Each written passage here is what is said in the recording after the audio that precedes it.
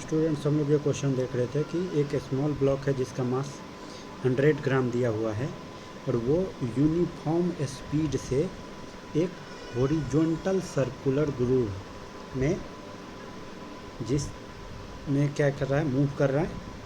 उसका जो vertical side है वॉल का, उसका रेडियस दे दिया है इतना। अब बोलता है अगर ब्लॉक को 2 सेकंड लगता है एक राउंड कंप्लीट करने में, तो नॉर्मल जो फोर्स है वो बताने को बोल रहा है, जो कि side wall of the group से लगेगा। ठीक है, यहाँ से हमको देखिए क्या दिया हुआ, स्पीड ऑफ ब्लॉक दे दिया है कितना, move with uniform speed in A horizontal इतना, इफ द ब्लॉक टेक्स इतना। तो मान लो कि ये एक रेडियस है, ये एक सर्कुलर ग्रुप है हॉरिजॉन्टल, जिसका रेडियस हमको पता है 25 सेंटीमीटर है। अब क्या बोलता है कि एक राउंड कंप्लीट करने में इसको लगता है 2 सेकंड। ठीक है, तो यानी इसका जो एक राउंड का मतलब कितना होता है, 2 पाई रेडियन। यानी एक राउंड जब कंप्लीट करेगा तो ये कितना दूरी तय करेगा, तो 2 पाई इंटू आर के बराबर। आर है इसका 25 सेंटीमीटर, 2 पाई आर दूरी है, और टाइम लग गया 2 सेकंड। तो यही तो इसका वेलोसिटी आ जाएगा। तो इसको हम 25 cm को बाय 100 कर देंगे तो ये मीटर में बदल जाएगा। ये हो जाएगा यहाँ पे 4, यानी 2 पाई बाय 8। जब इसको हम सॉल्व करेंगे तो 2 गुने 22/7 डिवाइडेड बाई 8, 2 से हो जाएगा 4 और फिर 2 से हो जाएगा 11। तो 11/14 इसका मान आ जाता है 0.785 मीटर पर सेकेंड। ये तो डेटा हमको दिया हुआ है। अब हम देखते हैं कि इसका एक्सेलरेशन कितना आएगा ब्लॉक का। तो एक्सेलरेशन जो आता है वो आता है v²/r। ये यूनिफॉर्म स्पीड है, इसका मतलब जो इसका टेंजेंशियल एक्सेलरेशन है वो तो होगा 0, केवल रेडियल एक्सेलरेशन आएगा जिसका मान होता है v²/r। तो ये हो जाएगा 0.785 मीटर पर सेकेंड का स्क्वायर डिवाइडेड बाय रेडियस जो कि है 25 सेंटीमीटर, जिसको हम लिख सकते हैं 0.25 मीटर। और ये जो आंसर आता है सॉल्व होकर वो आता है 2.464 मीटर पर सेकेंड स्क्वायर। यहाँ से हमने एक्सेलरेशन लगा लिया है जो कि सेंटर की तरफ लगेगा। यानी अगर कोई इस हॉरिजॉन्टल सर्किल पे जिसका वॉल वर्टिकल है इस पे घूम रहा है, तो अब यहाँ पे अगर कोई पार्टिकल है या यहाँ पे कोई भी पार्टिकल है तो इसके ऊपर ये सेंटर की तरफ लग रहा है mv²/r। तो इसको एक नॉर्मल जो होगा ये एक्सेलरेशन प्रोवाइड करा रहा होगा, यानी नॉर्मल ही mv²/r देगा, जिसके कारण से ये सर्किल पे घूमेगा। तो नॉर्मल का हमारा मतलब हो जाएगा मास कितना दे दिया था 100 ग्राम, तो इसको kg में कन्वर्ट कर देंगे इनटू वेलोसिटी का स्क्वायर/r, जिसका मान हमने निकाल के रखा है 2.464। यहाँ से आंसर आ जाएगा 0.246 न्यूटन। तो ये हमारे इस क्वेश्चन का आंसर हो गया। ठीक है, अब दूसरा क्वेश्चन हम देखेंगे। दूसरा क्वेश्चन क्या बोल रहा है, a fighter plane is pulling out for a dive at a speed 900 kilometre per hour. अब बोलता है कि अज्यूम करो कि इसका पाथ वर्टिकल सर्किल है, यानी ये जो पाथ है वो वर्टिकल सर्किल है जिसका रेडियस 2000 मीटर है। ठीक है, स्पीड कितना दे दिया है 900 किलोमीटर पर आवर। इसका जो मास है वो 16 टन है, यानी 16,000 kg है। ठीक है, तो बोल रहा है कि find the force exerted by air on it at the lowest point. तो लोवेस्ट पॉइंट पे एयर इसको कितना फोर्स लगाएगा। तो अब देखो इसको अगर हम लोग देखें यहाँ पे लोवेस्ट पॉइंट पे जब देखेंगे तो इसका सर्किल इसके सेंटर की तरफ होगा, यानी वर्टिकली अप की तरफ होगा, पहली बात है। और सेंटर की तरफ कितना एक्सेलरेशन होगा, v² के बराबर। अब ये जो प्लेन है इसका जो mg लगेगा वो वर्टिकली डाउनवर्ड लगेगा, ठीक है। और अब इसको एयर का जो फोर्स आएगा इसके ऊपर, ठीक है, वो जो एयर इसके ऊपर फोर्स लगाएगा वो अपवर्ड्स की तरफ लगेगा फोर्स। मान लो कि फोर्स को हम मानते एयर का जो निकालना है वो F जो है ऊपर की तरफ है, ऐसा मान लिया। तो अब हमको पता है अगर हम वर्टिकल डायरेक्शन में इक्वेशन लिखें तो क्या लिख सकते हैं, हम लिख सकते हैं नेट फोर्स जो है एयर का F ऊपर की तरफ जो हमने माना है माइनस इसका वेट, ये बराबर होगा mv²/r के, क्योंकि यही तो फोर्स है जो ऊपर की तरफ एक्स्ट्रा लग रहा है। मान लो एयर इसके ऊपर F लगा रहा है, mg नीचे लग रहा है, तो जो बच गया वो फोर्स हमको प्रोवाइड कराएगा इतना वैल्यू जो हमारे सर्किल में घूमने के लिए काम आए। अब देखो, यानी हमको F ही निकालने को बोला था, तो हो जाएगा mg प्लस mv²/r, ठीक है।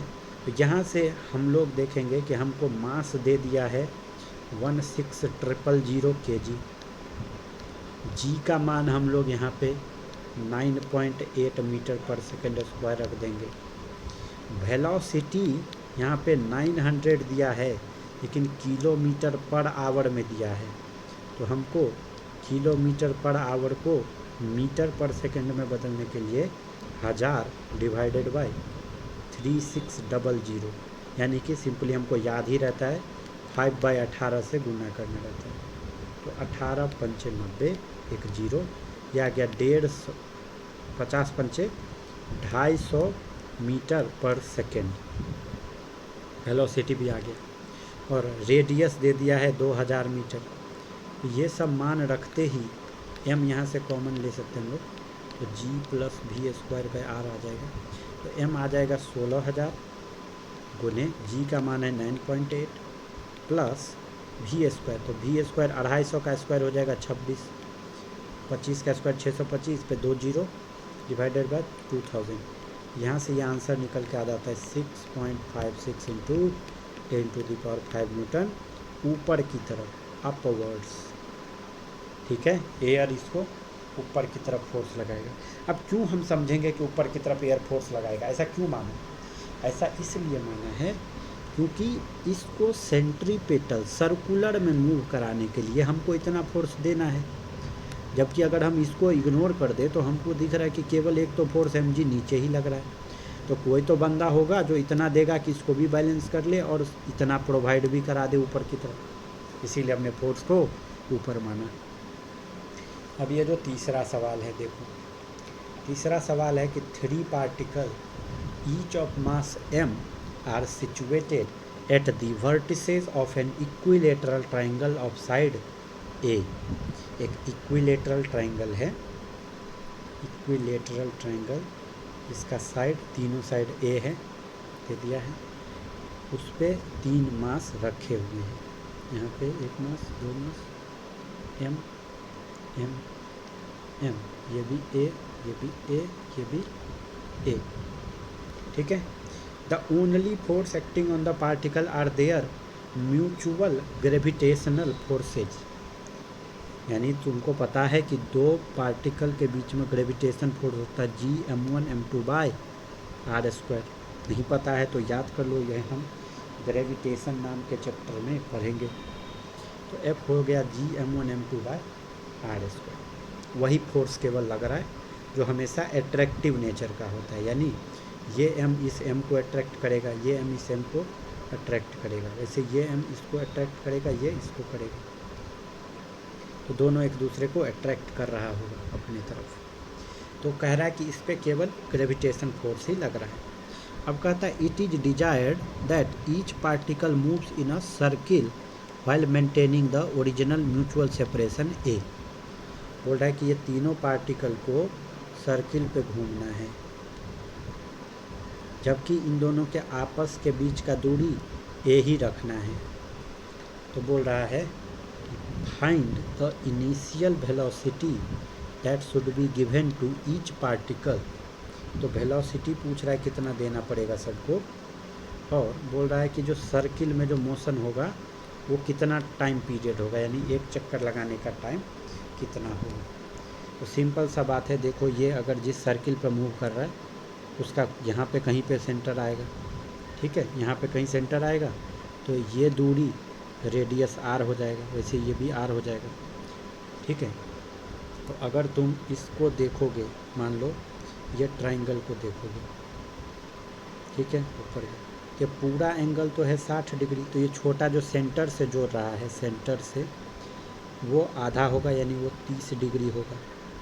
ये दूरी हमको ए दे दिया है, ये रेडियस जो है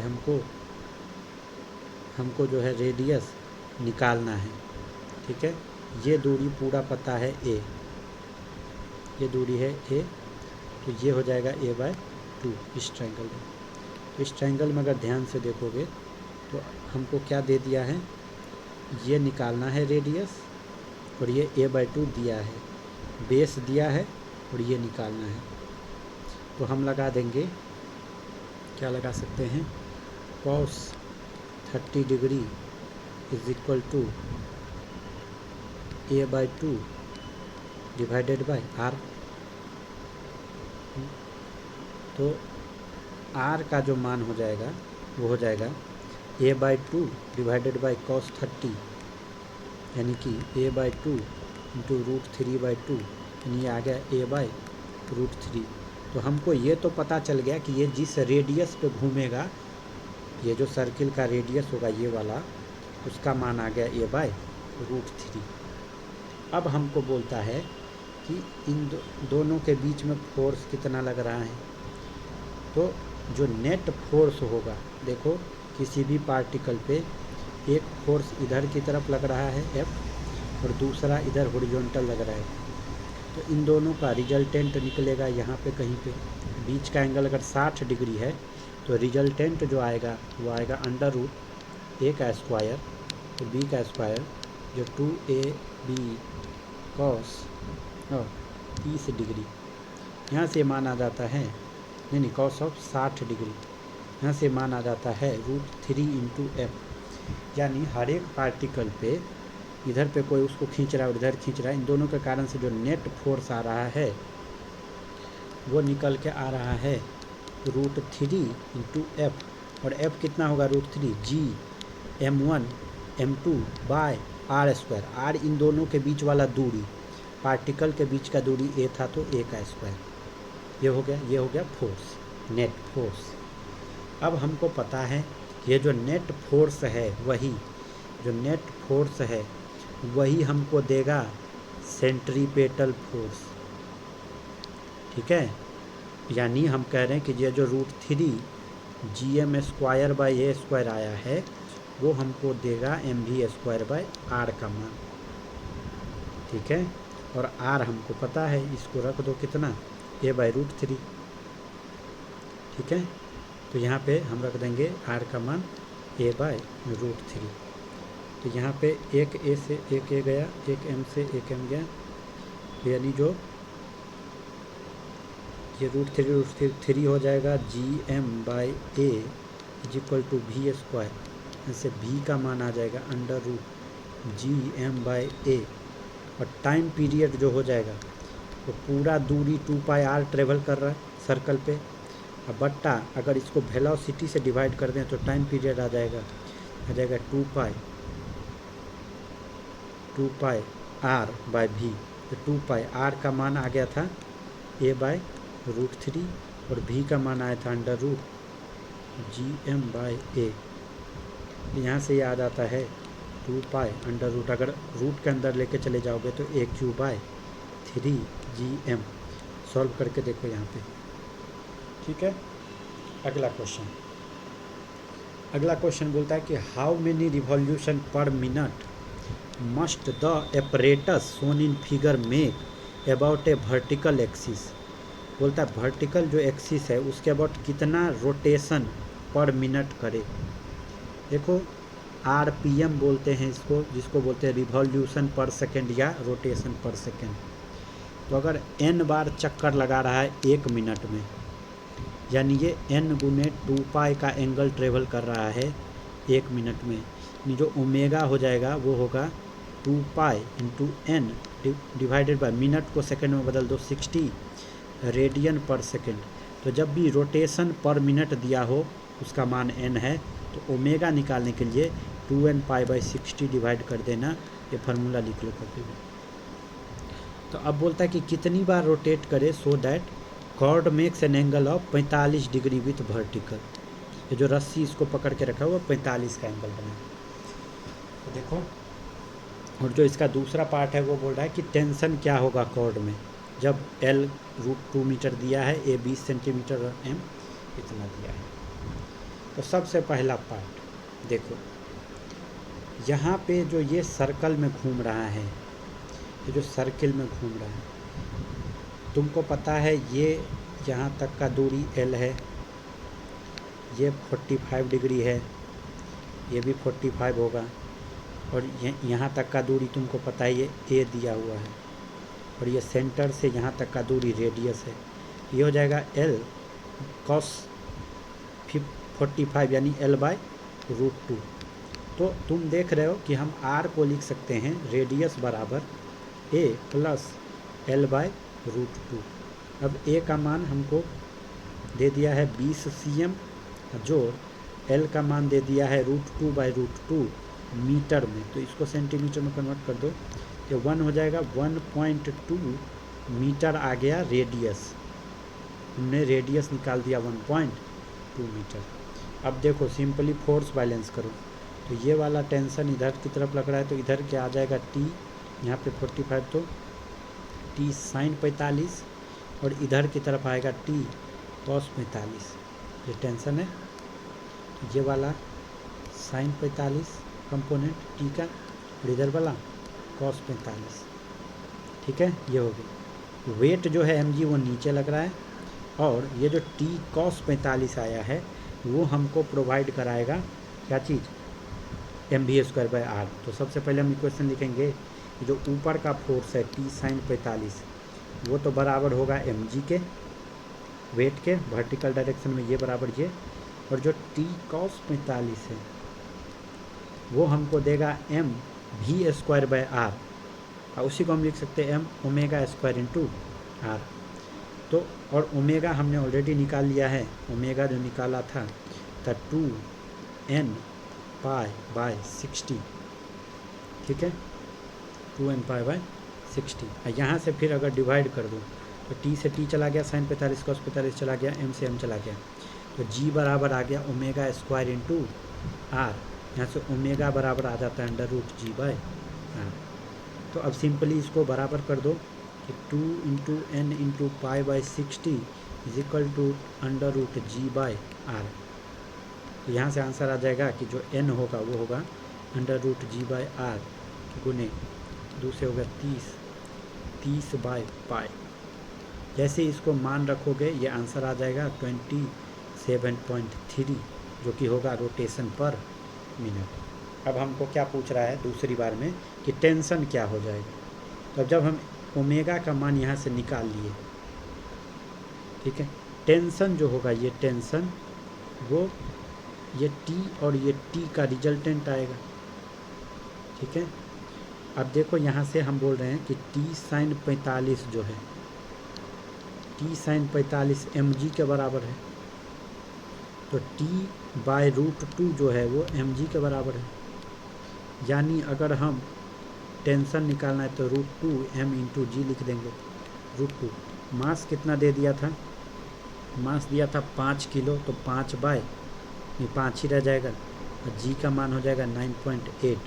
तो यहाँ से ये हो जाएगा 69.3 न्यूटन। ये दूसरे पार्ट का आंसर हो गया, बी पार्ट का। ठीक है, इक्वेशन लिखना आना चाहिए तो हो जाएगा। तो अब जो हमारा नेक्स्ट क्वेश्चन है वो क्वेश्चन क्या है, देखो बोलता है कि a turn of radius 20 metre, turn का रेडियस दे दिया है 20 metre, bank for the vehicle of mass इतना किलो गोइंग एट स्पीड इतना मीटर पर सेकेंड। बोलता है कि find the direction and magnitude of frictional force acting on vehicle if it moves with speed 5 metre per second और 15 metre per second. बोलता है assume करो कि फ्रिक्शन जो है सफिशियंट है टू प्रिवेंट स्लिपिंग। अब देखो हमको पता है कि स्पीड पे डिपेंड करता है, जब रोड में बैंकिंग भी हो और फ्रिक्शन भी हो तो इस फ्रिक्शन का डायरेक्शन गाड़ी के स्पीड पे डिपेंड करता है। ठीक है, तो ये मान लो ये है नॉर्मल जो कि सरफेस के परपेंडिकुलर लगेगा ऐसे। ठीक है, उसका एक कंपोनेंट तो ऊपर की तरफ आएगा जिसको मान लो ये थीटा, तो ये थीटा, ये थीटा तो फिर ये थीटा, ये हो जाएगा एन कॉस थीटा और इधर की तरफ आ जाएगा एन साइन थीटा। अब एक कंपोनेंट जब फ्रिक्शन प्रेजेंट होता है तो फ्रिक्शन भी होता है जो या तो ऊपर की तरफ लग सकता है या नीचे की तरफ लग सकता है, उसका हमको डायरेक्शन बताना है। फ्रिक्शन तो ऐसे लगेगा ताकि उसको जो सेंटर की तरफ फोर्स है वो प्रोवाइड करा सके। तो सबसे पहले बोल रहा है जो हमको पहला पार्ट देखो, जो रोड दिया हुआ है उसको बैंकिंग जो दिया गया है वो कितने स्पीड के लिए दिया गया है, केवल 10 मीटर पर सेकेंड के लिए। यानी हम बोल सकते हैं कि जो 10 थीटा होगा वो होगा v square by r g, यानी जो 10 का square by r, r radius कितना था 20 और जी का मान 10 ले लो, दिया हुआ है 10 लेने को, यहाँ से इसका मान आ गया 1/2। ठीक है, अब हमको पता है कि अगर इससे 10 के लिए बैंकिंग किए और उससे कम स्पीड पे जाएगा, स्पीड अगर लेस रहे तो फ्रिक्शन का जो फोर्स है, स्पीड इस 10 से अगर कम है तो फ्रिक्शन का फोर्स कैसा एक्ट करेगा, अपवर्ड एक्ट करेगा। ये हमने देखा था पीछे जब पढ़े थे तो यानी ये फ्रिक्शन ऊपर की तरफ लगेगा।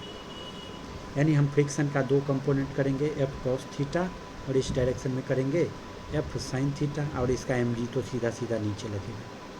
यानी हम लिख सकते हैं कि जो एक्स डायरेक्शन है अपना, ये जो डायरेक्शन है एक्स का, उसमें जो भी फोर्स है नेट, तो नेट कितना है N sine theta minus F cos theta, ये मिलके ही तो हमको सेंट्रीपेटल फोर्स दिला पाएगा।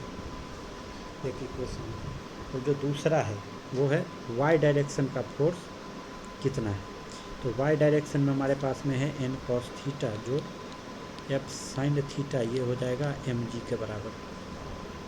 ठीक है, ये दो इक्वेशन हमको मिल गया।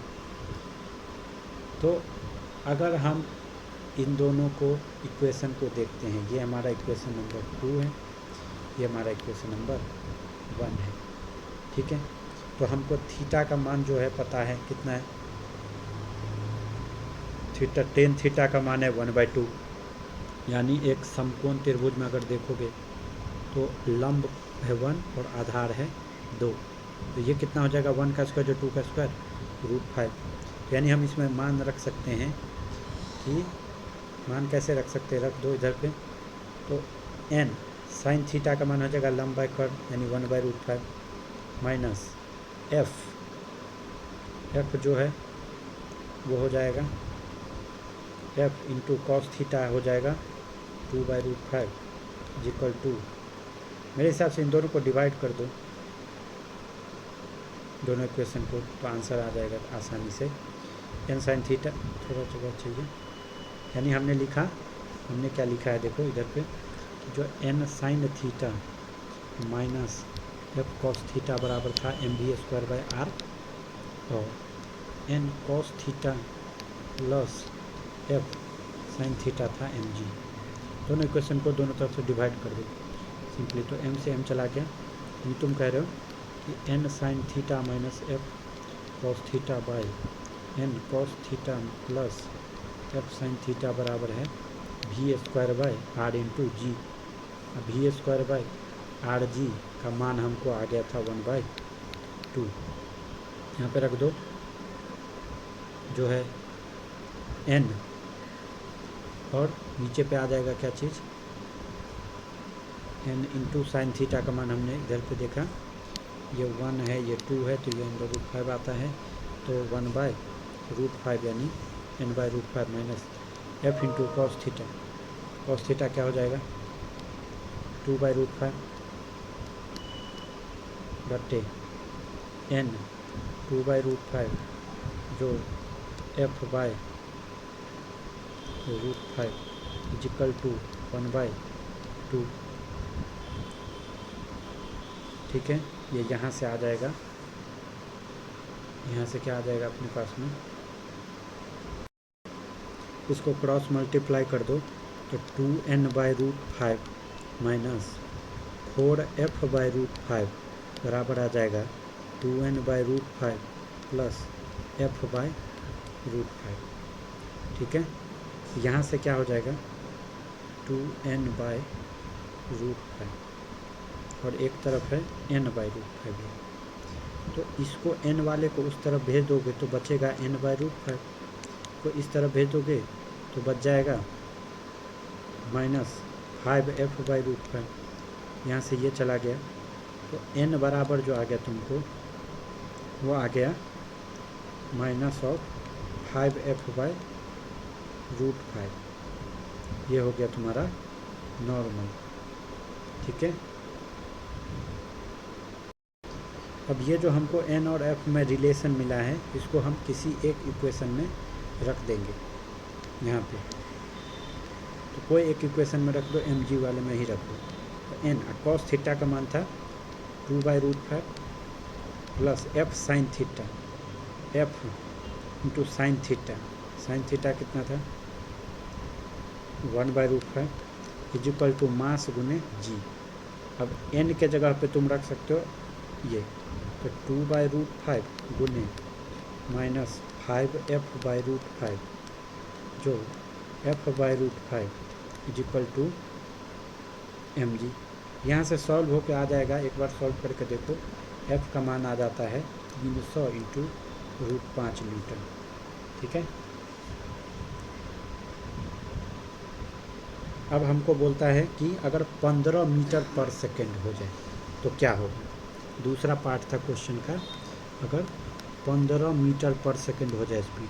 अब देखो रोड का बैंकिंग बना है 10 मीटर पर सेकेंड के लिए, तुम गाड़ी का स्पीड बढ़ा दिए तो अभी जो फ्रिक्शन होगा वो डाउनवर्ड्स एक्ट करेगा ताकि नेसेसरी सेंट्रीपेटल फोर्स प्रोवाइड करा सके। यानी अगर तुम कंपोनेंट करोगे इसका फ्रिक्शन का, दो कंपोनेंट आएगा, इधर की तरफ आ जाएगा f साइन थीटा mg के तरफ में, इधर पे आ जाएगा f कॉस थीटा। वैसे नॉर्मल का इधर पे आ जाएगा नॉर्मल कॉस थीटा और यहाँ पे आ जाएगा नॉर्मल साइन थीटा। तो देखो जो नेट फोर्स है, अभी इक्वेशन अगर हम लिखें x डायरेक्शन में, इस डायरेक्शन में, तो हमको पता है जो हमारा normal sine theta plus f cos theta होगा ये हमको प्रोवाइड कराएगा सेंट्रीपेटल फोर्स, और जो नॉर्मल कॉस थीटा है और माइनस ये बराबर हो जाएगा, नीचे का फोर्स कितना है f sine theta plus mg। दूसरा इक्वेशन है, इन दोनों इक्वेशन को सॉल्व करो जैसा लास्ट टाइम हमने किया है वैसे ही। एक पहले तो डिवाइड कर दो, इसको इधर भेज दो, n cos theta minus f sign theta बराबर mv²/r। यहाँ पे थीटा हमको पता है टेन थीटा बराबर निकला था 1/2, तो वहाँ से साइन कॉस का मान निकालो, साइन थीटा और कॉस थीटा का। और मास दे दिया है 200 kg और रेडियस जो दे दिया है वो है 20 मीटर, तो ये रख दोगे तो फ्रिक्शन का मान जो अभी आएगा वो 500√5 आएगा। पिछले बार 300√5 आया था, इस बार 500√5 आ रहा है, ज़्यादा आ रहा है देखो। ठीक है, अब जो हमारा अगला टॉपिक है, हमने पेज यूज कर लिया है ब्लैंक उसके लिए, कोई बात नहीं, यहाँ यूज करेंगे। तो अभी हम लोग जो पढ़ेंगे वो देखते हैं सेंट्रीफ्यूगल फोर्स।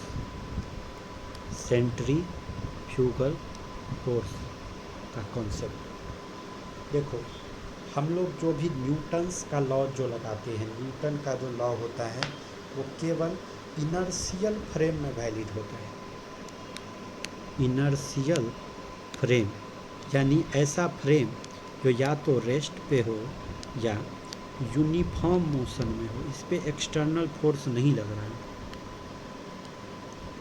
लेकिन अगर मान लो कोई गाड़ी है, उसका खुद के पास कुछ एक्सेलरेशन है, वैसे फ्रेम में देख रहे हो तुम चीज़ों को, तो ये नॉन इनर्शियल हो जाता है। यहाँ पे न्यूटन्स लॉज डायरेक्ट अप्लाई नहीं कर सकते।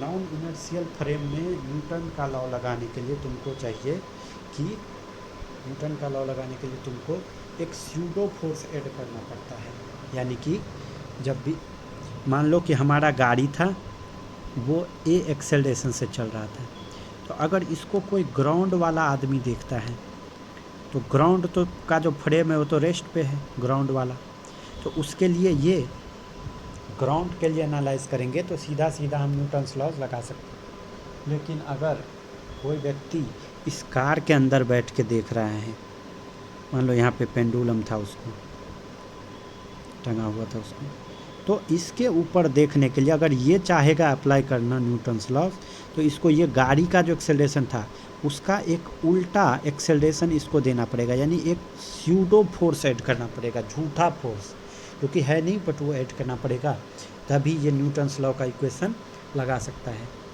वहाँ पे ए क्या था हमारा, ए जो था वो एक्सेलरेशन था किसका, ऑफ फ्रेम का, जिससे हम देख रहे थे। जैसे अभी यहाँ पे गाड़ी से देख रहे हैं, तो फ्रेम ऑफ रेफरेंस गाड़ी हो गया, वहाँ से देख रहे हैं, ठीक है। अब मान लो कि जो फ्रेम है नॉन इनर्शियल है, इनर्शियल नहीं है, चल रहा है, नॉन इनर्शियल फ्रेम है ये गाड़ी, एक्सेलरेशन है, तो उसमें अगर मान लो फ्रेम जो है वो कांस्टेंट एंगुलर वेलोसिटी ओमेगा से रोटेट कर रहा है एक सर्कल जिसका रेडियस आर है उस पर, तो ऑब्वियस बात है ये एक नॉन इनर्शियल फ्रेम हो जाएगा, ये एक नॉन इनर्शियल फ्रेम हो जाएगा जिसका acceleration omega square into r रहेगा सेंटर की तरफ, ठीक है। अब देखो, अब अगर हम किसी ऑब्जेक्ट जिसका मास m है उसको ऑब्जर्व करें ऐसे वाले फ्रेम जो कि रोटेट कर रहा है उससे, तो हमको एक स्यूडो फोर्स देना पड़ेगा। कितने अमाउंट का फोर्स बोल रहा हूँ, तो m ओमेगा स्क्वायर r के बराबर एक स्यूडो फोर्स लगाना पड़ेगा, समझ गए, क्योंकि हम इसको नॉन इनर्शियल फ्रेम में से देख रहे हैं, ठीक है।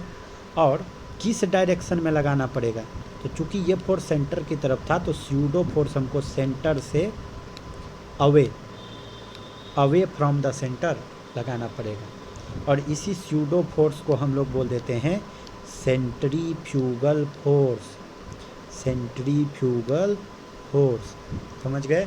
कि जो हमारा नॉन इनर्शियल फ्रेम था जो कि ओमेगा कांस्टेंट स्पीड से आर रेडियस के सर्किल पे घूम रहा था, कांस्टेंट एंगुलर वेलोसिटी था, कांस्टेंट एंगुलर वेलोसिटी था ओमेगा, और रेडियस आर था, उस पर हमारा फ्रेम ही घूम रहा था, उसमें देखने के लिए, क्योंकि हमको पता है जब फ्रेम का कुछ न कुछ नॉन इनर्शियल रहता है तो स्यूडो फोर्स लगाना पड़ता है। तो इसका एक्सेलरेशन कितना था ओमेगा स्क्वायर आर, तो उतना ही एक्सेलरेशन उल्टा देना पड़ेगा करके, यानी मास से गुना कर दो तो फोर्स आ गया, तो एक स्यूडो फोर्स ऐड करना पड़ा जो कि सेंटर से अवे की तरफ लगेगा, ठीक है। तो अब ये जो स्यूडो फोर्स जिसको हमने सेंट्रीफ्यूगल फोर्स बोला, ये लगा दिए, तो इसको अप्लाई करने के बाद में हम लोग न्यूटन्स लॉ जैसा यूज हम लोग करते हैं वैसा यहाँ पे लगा सकते हैं। इसके लिए अभी हम लोग एक कॉन्सेप्ट देखेंगे, एक क्वेश्चन देखेंगे 10.9। देखो, एक पार्टिकल है जिसका मास दिया हुआ है m, इज प्लेस्ड ओवर, या तो ये placed over A horizontal circular table rotating with an angular velocity omega.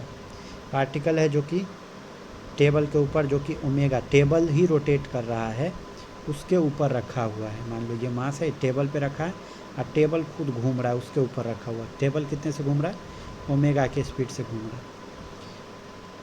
किसके अबाउट घूम रहा है, तो एक वर्टिकल एक्सिस है जो कि टेबल के सेंटर से पास हो रहा है। ये जो एक्सिस है देखो, ये axis X Y Y dash vertical, उसके अबाउट ये टेबल घूम रहा है, यहाँ पे मास m रखा हुआ है। तो बोलता है the distance of the object from its axis is r, यहाँ से इसका जो एक्सिस से दूरी है वो ऑब्जेक्ट का वो है r। तो बोलता है कि फाइंड करो फोर्स ऑफ फ्रिक्शन, कितना लग रहा होगा ये पार्टिकल और इसके बीच में। सिंपल सा बात है, अगर इसको हम दो रिफरेंस फ्रेम से देख सकते हैं, एक तो जो ग्राउंड पे खड़ा व्यक्ति है वो देख ले। तो पहला जो है हम लोग देखेंगे फ्रॉम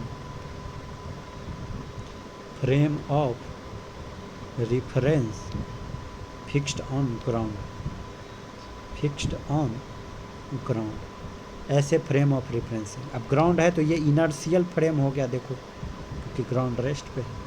तो वो सिंपली जो देखेगा तो वो कहेगा कि भाई इसके ऊपर जो एक्सेलरेशन लग रहा होगा, सर्किल पे घूम रहा है तो वो केवल सेंट्रीपेटल लग रहा होगा, और इसको अगर मास से गुना कर दो तो इतना जो है वो force m omega square r के बराबर इस पे लग रहा होगा। अब ये फोर्स कौन देगा? अगर ये टेबल के साथ साथ में घूम रहा है तो ये टेबल से चिपका हुआ घूम रहा है तो वो फ्रिक्शन के कारण से आएगा। तो ये फोर्स जो है वो फ्रिक्शन के बराबर हो जाएगा, यानी फ्रिक्शन फोर्स तुम बता दिए थे। लेकिन दूसरा पॉइंट था, जब हम लोग ऐसा रिफरेंस फ्रेम चूज किया जो टेबल पे फिक्स्ड है, फिक्स्ड ऑन टेबल। अब टेबल के पास एक्सेलरेशन है तो वो नॉन इनर्शियल हो जाएगा फ्रेम, नॉन इनर्शियल फ्रेम हो जाएगा। अब इस पार्टिकल को देखोगे, ये पार्टिकल का अपना mg नीचे लग रहा है, mg नीचे लग रहा है तो टच में है टेबल के, तो नॉर्मल ऊपर की तरफ लगेगा। अब देखो इसको फ्रिक्शन जो है वो इधर की तरफ लगेगा। क्यों लगेगा इधर? क्योंकि हमको पता है कि चूँकि इस फ्रेम ऑफ रेफरेंस से देख रहे हैं तो हमको m ओमेगा स्क्वायर आर इसका एक्सेलरेशन सेंटर की तरफ होगा, तभी ये सर्किल पे घूम रहा है। यानी इसका हमको देना पड़ेगा एक उल्टा pseudo force m omega square के बराबर। अब लगा दो तो यहाँ से भी तुमको फोर्स जो मिल जाएगा वो m ओमेगा स्क्वायर आर ही मिलेगा इस डायरेक्शन में अगर फोर्स इक्वल किया तो। यानी हम देख रहे हैं जो फ्रिक्शन है वो दोनों ही केस में m ओमेगा स्क्वायर आता है। किसी भी फ्रेम से देखो उसका फ्रिक्शन तो सेम लगने वाला है। तो जो स्यूडो फोर्स हमने लगा दिया वो सेंटर से